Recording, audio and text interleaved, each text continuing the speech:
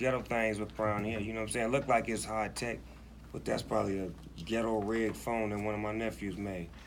Can you guys hear Snoop okay on the line? Can you hear me? Can you hear me now? Yeah. Okay, great. Well, when was y'all gonna say something then? Y'all just sit on y'all just want to hear my voice, so y'all just want to hear Snoop Dogg. Huh? Did y'all tape me? What's going on? Okay. So we can just start rolling into questions about the album. What would be Granny's favorite track on the album? What would be my grandmother's favorite song on the album? Probably the Patti LaBelle, Put on My Robe and Tell the Story. As soon as oh my God, how I made it over. As soon as I get home, my God. Lord have mercy. Did y'all hear Patti sing on that? Yes. Did she do it? She did it. I knew it was Patty too. It was playing in the background. Yes, you sure did. You sure did. And she didn't like it at first. Really? She was like, I want to go do my parts of it. Sorry, Patty. No, you're not. We like them the way they are. You are special, and you no special than you are. You're special. You're special. Mm-hmm. Was Patty surprised you wanted to do a project like this?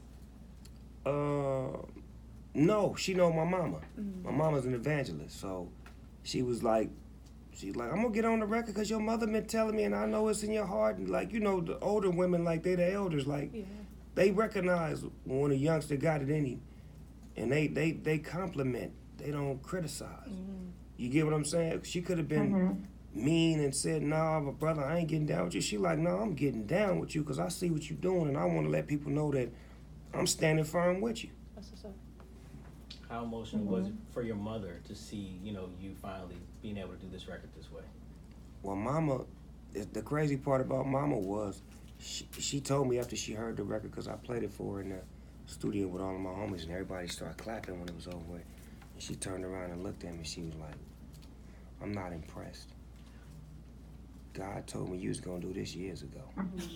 You know what I'm saying? So like she been waiting on this. You know what I'm saying? But in a cool way, she's very happy. But I understood what she said. She was like, you know what I'm saying? You've been doing your thing. Now you doing his thing. And I knew it was gonna happen, but you know, it had to be on his time. It can't be on your time. So you've been doing all this work, Snoop Lion, the pilgrimage. You've been working with the boys with the football league. You got this, like, so how, where where's everything headed? This is awesome. I don't know where it's headed. I really don't. I do me every day. I'm like a quarterback that audibles when I get to the line of scrimmage. So I call a play, but sometimes I may change it up right at the line of scrimmage. As long as we end up in the end zone, that's all that matters. And I feel like the plays that I've been making lately, we've been getting into the end zone, whether it's community work with the kids, with the football, me being a peacemaker and trying to end all of this negative violence in the hip-hop industry and the streets, police, no communication with the community, trying to get some sort of structure with that going on, being at the forefront of the gang, affiliation that I have, being one that corrects them and shows them how to do the right thing by installing ex-gang members into the football program and helping them become mentors and coaches and keep the kids on the right path by showing them their examples and just all of the great works in general that go along with what we do. But we don't put cameras on the community work that we do because we don't do it for credit. We do it because we love doing it. Would you say this album is a testimony? I think this album is like a testimony, but it's not a complete testimony because I'm constantly tested. So it's just a testimony that you're getting from this portion of my career that I'm at right now, and I'm able to be the driver, and no label told me to do this. I did this record on my own, and then I presented it to a label because I didn't want no label to be watering it down, to be trying to tell me what to say, who to get on the records, how I should do it. I wanted to present it in its full form with the love and the artists and the spirit that we put into it. There's a lot of artists on this record that have been, blackballed or bashed or whatever you want to call it, just like me. So this is the greatest project that we could do because it's a bunch of lost souls trying to find our way back home. And the church is supposed to be the most welcoming place in the world. So I'm anxious to see how welcoming they gonna be. Now, what it's funny you say that because like you got That was go my ahead, yeah. question. Like, were you prepared? Were you prepared for the backlash that you were going to receive because of your reputation in hip hop, known as a rap icon, but more of a gangster rapper that's trying to put out a gospel album? Were you prepared for the criticism that was going to come along with this album? I really didn't care about no criticism because I'm doing this for spiritual reasons. It's not a money making project. This is a spirit driven project. So my spirit is in the right place. So for those who have backlash or something to say, they spirit ain't right. Because if your spirit is right, the first thing you're gonna do is you're gonna welcome somebody like me who came from where I'm coming from and do what I've done. You're gonna say, you know what, maybe he can reach people that we can't reach. Maybe he's doing what God's work is really supposed to be done. When I think back to the Bible, I thought the Bible said that Jesus was in the streets, mixing it up with the real, bringing the real back to the force. You understand me? Not, you understand me? Everybody in church perfect and perfection and no flaws and no none of this. Knock it off, man. But like I say, I'm prepared because I come from the hood and I come from church, so they can't outdo me. And this project is ordained by my grandmother. So I got the spirit of the elders. So when I speak with the elders, I know how to speak to them. I know how to communicate to them the way they understand where I'm coming from. And it's not a disrespect thing. It's all due respect with no disrespect. Do you feel a sense of responsibility being now that you're using your platform, your light and darkness to maintain, you know, that message that people are going to be able to follow? Or do you feel like you could still be able to, you know, do secular music and non-secular music without, you know, compromising? I just dropped the EP 220. Gangsters of Motherfuckers called 220. Hood Day for my neighborhood. So it don't stop me from doing what I'm doing. Like, the person is what matters, not the creativity. I just was talking to somebody in the other room. I said, well, let me give you an analogy that you may be able to understand. Put Snoop Dogg's life on a record. Say my life was a record, right? If my life was a record, my life would be more in the gospel side as far as the work that I've done in my life. My life is not based off of me being a gangbanger or a drug dealer. It's based off of me making it, becoming successful, given opportunity, going back, being positive, finding ways to help others, to better myself, to be a better father, to be a better person, and to enlighten people along the way, taking them on my journey, whether it's going to Jamaica and finding Rastafari or coming back home to a gospel record. It's a journey that I'm taking people on, and I'm enabling people to find themselves because I'm an inspiration. And this is why I continue to do what I do. I've been told this, I've been given this gift, so this is the gift that keeps on giving. What kind of gift would I be if I just was selfish? I got to continue to keep giving, and this is the only way I know is to put things out there that make you think, to make you look at yourself and say, well, why are we throwing rocks at a glass house? Why are we talking about Snoop Dogg? What have we done? Have we been doing what we're supposed to be doing? While we sitting up here trying to cast judgment on him, he's doing what he's supposed to be doing. And that's all that matters. Do your job. Don't try to do my job. Do your job. There's an interlude, there's this quote, and you start talking, you say, sometimes you perform for millions of people and, you know, you're going through so much pain. And I love the way how that just fell into the play of the record. Like what kind of things were you, you know, referring to? I cried. I'm sad a lot. I have problems, issues. I'm human. You know what I'm saying? I'm just like everybody here. But Snoop Dogg is like a superhero to everybody. Like, he don't have no problems. He always happy, he this, he that. But I had to express that I'm natural just like you. And I do sometimes be on stage and I get some bad news. Hey man, somebody in the family died or this happened. And I gotta get on stage and perform. And while I'm performing for you, I really wanna cry. But I can't because I gotta stay focused. You get what I'm saying? So it's like I just wanted to express that like sometimes when you go to work, you have bad news on your heart. And you gotta continue to do your job until you get your break. And then you sit in your car and you may cry and you go back to work and everybody like, what's wrong? Oh, ain't nothing wrong. I just got something in my eye. But I'm going back to work. You know what I'm saying? That's what I'm perceived as. So that's why I want to let people know that I do have moments where I shed a tear and I get emotional. I ain't some tough guy that just tough all day. I like to cry. I like to be emotional. I like to tap into that side. I explain that to some of the kids on my football team because they try to be so tough and don't understand that a real man has to cry.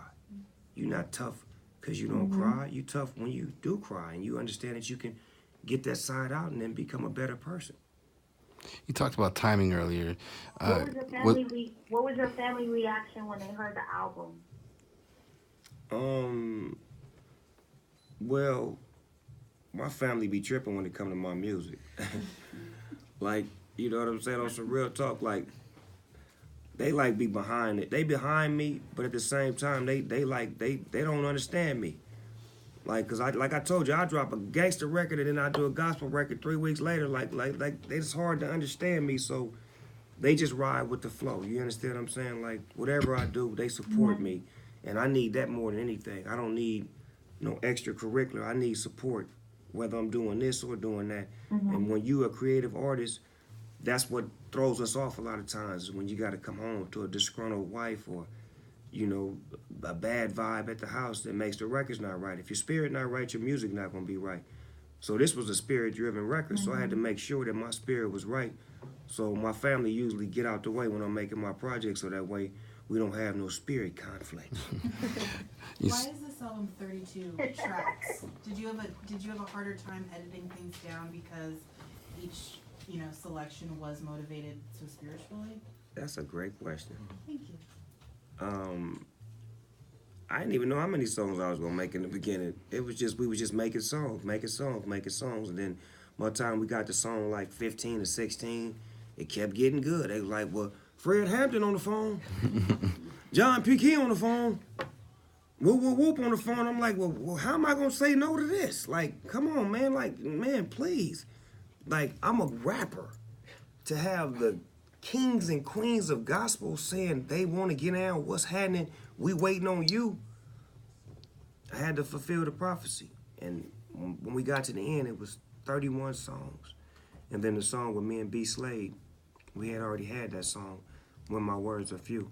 And we was like, we should just put that on there too, just because it says so much about the project and who I am and why it's like one foot in, it's like I'm double dutching. On that song, you could just see me double dutching. Like, is he gonna go to church? Is he gonna stay in the streets? By the time we get to the end, when B. Slade come in singing, it's like, oh, they not playing. They not playing. So that's a analogy of what I'm trying to do, what I am doing, and how I'm doing it. But it's so hard to do when you got skepticism, negativity, but you're trying to do a positive project. I'm trying to do something positive. Yep. Now, when I make gangster music, I don't hear none of this. The church ain't got nothing to say. I killed 40 niggas in my songs, the church ain't said nothing. But here I am making a gospel record, and the church got something to say. Come on, church. Was there any, you're working with Lonnie Burrell and a lot of, talented artists. Was there ever any supernatural moments that you could share that may have happened where you guys knew you were on the right track? Or where you heard maybe something within yourself that was... Man, when Kim Burrell was in there, man, she hit a note. Oh, my God. She hit a note. I ain't never heard a note like she hit this note. She hit the note, and we all just looked at her. She was in the booth. She said, play the music. We was just looking at her like, play that note again. She did that. Kim Burrell is fantastic, man. Like, I couldn't believe she was in here. Yes. I couldn't believe that she was in my studio, in my microphone. I think I took the mic and framed it. That's my favorite song, Sunshine. Yeah. Ain't that a cold record? Yeah.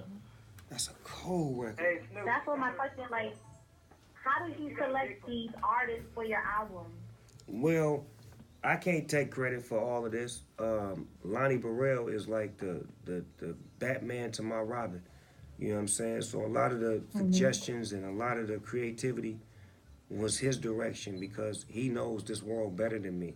So I trusted him to say that I'm gonna allow you to drive. I'm gonna take my hands off the steering wheel and let you drive us to a place to where I feel like, okay, now I got it. I can take it from here.